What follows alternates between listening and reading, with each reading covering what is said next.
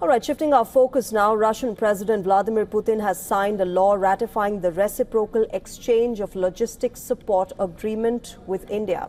The RELOS agreement, as it is called, formally expands and strengthens military cooperation between the two nations. This, remember, comes after the agreement was ratified by both houses of the Russian parliament earlier this month. The RELOS agreement establishes a framework for movement and deployment of India-Russia military formations. Now, this includes enabling docking of warships in each other's ports, as well as use of airspace and airfield infrastructure by military aircraft from both countries for refueling, repairs, and maintenance. The RELOS agreement also covers logistical support during joint exercises, training, humanitarian assistance, disaster relief, and other mutually agreed upon activities. The agreement allows India to safeguard its Russian origin military inventory, which, remember, constitutes nearly 60% of the country's military equipment, including combat aircraft, helicopters, and submarines. RELOS reduces India's reliance on fragile banking channels and lowers exposure to sanctions triggering financial flows, providing a hedge against potential disruptions. The pact also enhances India's operational flexibility and readiness, granting access to critical components and technical support without immediate payments. The RELOS agreement expands India's operational reach, enabling India's naval forces to secure Russian logistical support for long-range deployments. By signing RELOS, remember, India has reinforced its strategic autonomy, balancing its relationship with Russia, United States, and Western powers, while preserving its defense cooperation with Moscow. Now, according to reports, the RELOS agreement is also expected to have a significant impact on India's logistics and defense cooperation landscape. Currently, India has an agreement with the United States, the Logistics Exchange Memorandum of Agreement, or the LEMOA. Like RELOS, LEMOA is also a functional military pact between India and US, inked back in 2016.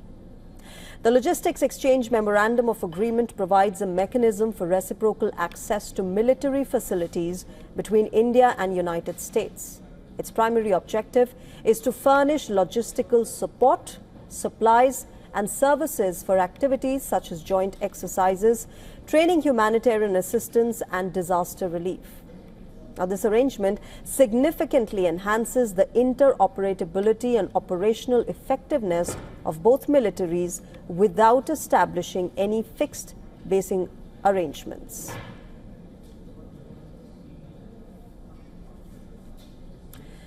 As India walks the tightrope between United States and Russia, reports claim that rather than a replacement, Russia's RELOS is being seen as a complementary agreement to LEMOA of the United States. Remember, while LEMOA focuses on the Indo-Pacific and Indian Ocean region, RELOS expands India's reach into Eurasia and the Arctic zones, strengthening India's defense cooperation with Russia. According to reports, RELOS agreement grants India the military access to over 40 Russian air and naval bases, while LEMOA provides India access to US military facilities globally. Let me go across to Dr. Tara Kartha. She's joining us. She's a former director of the National Security Council Secretariat and former senior fellow at the US Institute of Peace. We'll get more perspective on what this means for India. Help us understand, Dr. Kartha, what this means for India as far as the defense cooperation framework of our country is concerned. See, as I think you were sort of rightly pointed out, this is not an either-or issue. It's not either US or Russia. It's something which we, in terms of a foreign policy, we work with whoever is willing to work with us on a trustworthy and sustainable basis. So this is part of that. Number two is that the Russian Navy went through a period of flux, to call it mildly. Now it is slowly building up again. So the fact that they are now, I mean, the ships which came recently, we had an exercise with them which was called Indra, which was in March, if I remember right, this year, where they'd come to Cochin and that all this was going on. So while these exercises continue, having a RELOS, sort of helps in terms of how you will service these ships when they come, the assistance they need. Otherwise, it's a very complicated set of agreements. Even if you want to give fuel, say, mid-ocean, you want to give fuel to another ship, sometimes they do it offhand, that's a different issue. But then to do anything with a foreign ship, you have to have the required paperwork with it. So that's another thing.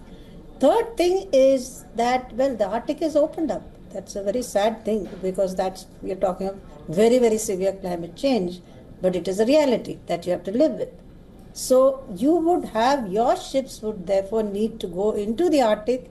If you go there, you're going to need a lot of help in keeping those ships, in terms of maintenance, MRO, etc., all the rest of it. So when you say access to over 40 bases, that is a great help we're not talking projecting power, we're not really doing that, but in safeguarding your interests in a very sensitive area of the Arctic, where, as you know, a number of countries are now involved in trying to get a foothold in those areas.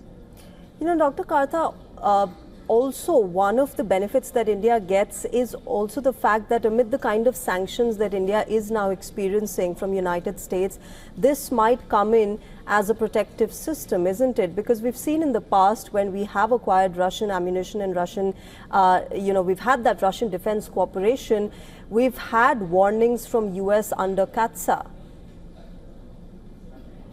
Yeah, but this is not... you got, like I said, logistics arrangement, I think even with Japan, if I'm not mistaken. So it is something which every navy or a land force could use for its own sustainability in operations or in disaster relief. So it's not something anybody should object to. Number two is the reality is that, for example, your aircraft carrier, the Vikramaditya was originally the Gorshkov. You've got the MiG-29K, you've got the Kamov helicopter, you've got a bunch of equipment which we really need the Russian help in these things. They need spares. Hopefully that will fructify in the coming years, that we need to start making spares here and not just have dependence elsewhere. That, of course, that's a different issue. But when you have this kind of defense commonality, to put it mildly, it is and I'm surprised we didn't do this earlier. I mean, it's really, I would have thought we would have had this years ago with Russia. So, but the whole, given the policy change, the Russian Pacific Fleet in particular is now slowly getting stronger, very slowly. It's, in the Black Sea, what happened? Much of they've lost heavily. So much of the investment is going to be in the Russian Pacific Fleet, which is probably not the best thing to happen in terms of the whole Indo-Pacific construct. But let's see how that works out, because the US is no longer calling Russia a major threat. In the latest national security strategy, they're not calling Russia a threat. So let's see how this works out. This is a world of change, very, very dynamic, very fast change. So let's see how this works.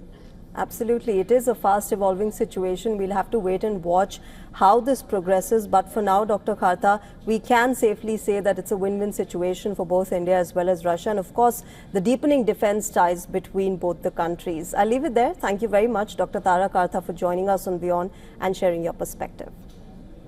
Thank you.